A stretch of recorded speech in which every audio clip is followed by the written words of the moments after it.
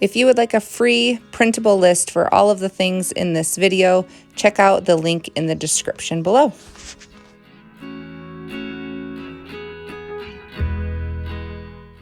All right, so before I walk through all of the different stations for our at-home chicken processing setup, I just want to say that this is 7 years now in the making of collecting different tools and infrastructure.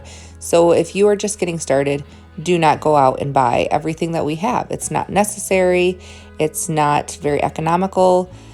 Try out chicken processing for a few years and make sure you actually like it before you invest a bunch of money into it. So I'll give you some alternatives to what you can use instead of maybe what we have.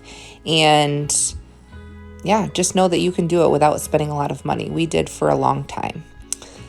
Anyways, with that being said, let's get started and head to the first station. So the first station we have is our kind of holding area and kill cones. It's really nice if you can bring the birds close to where you're going to be processing, which for many years meant that we were just pulling the tractor right up to where our processing area was. We finally this year invested in some chicken crates, but we've used dog crates, we've used temporary fencing setups, we've used boxes, whatever you can come up with just to have them close by is going to make it much more convenient. So the first station that we have set up is of course the kill cones, and we like to put buckets underneath to catch the blood. We will put a few inches of water in each bucket before we get started.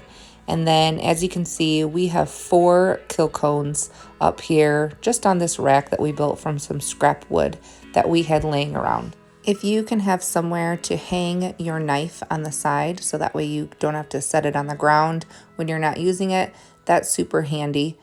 And the other idea for a kill cone, if you do not have money to invest in buying some, is that you can use just old pieces of plastic and kind of wrap them in a similar shape. I have also in the past used a traffic cone that we cut the top off of. We have cut holes in the bottom of 5-gallon buckets and put birds in there. And if you don't have any of those options, you can even just use a string, an old hay string, and tie up the bird by their feet somewhere as well. The next part of our processing system is the scalding and the plucking area. So for our scalder, we are using this old, it's about a half of a 55-gallon drum with an propane burner that was from a turkey fryer originally underneath it. It has this old washing machine shell that we use as a windbreak around it, just so that the flame isn't getting blown out. And then you'll also need a thermometer so that you can monitor the temperature of the water as it's warming up. If you are doing 20 birds or so, using the normal pot that the turkey fryer comes with is more than enough for scalding. Because we do so many birds, we prefer to use a little bit larger barrel like is shown here, and that way we just don't have to refill the water as often. The other super inexpensive thing that we have found helpful for the scalding station is these little silicone heat-proof gloves. We didn't have those for years and finally bought some, and they're definitely a game changer. I really appreciate having those. After the scalder is the plucker. We use an automated plucker that we had bought secondhand. We actually did not own a plucker for the first 5 years of raising meat chickens. We plucked by hand, we borrowed from a few different friends, and once we finally really knew that we were committed to doing it regularly, we invested in our own. There are tons of plans online of DIY plucker designs, so you can check that out if you want to try to do one more frugally. The one thing that we like about our plucker is that it does have this watering system kind of built into it. So you do want to have water running while the plucker is on so that the feathers are washing down. If you don't have one built in though, you can just have a hose nearby with a nozzle that you spray while it's running. The next station after the plucker is the evisceration table. The evisceration table does not have to be stainless steel. We used a folding table for many, many years. If you're going to use a folding table though, I highly recommend propping it up on cinder blocks or pieces of wood, something to make it counter height so that way your back isn't hurting you after, bending over it for several hours working through chickens.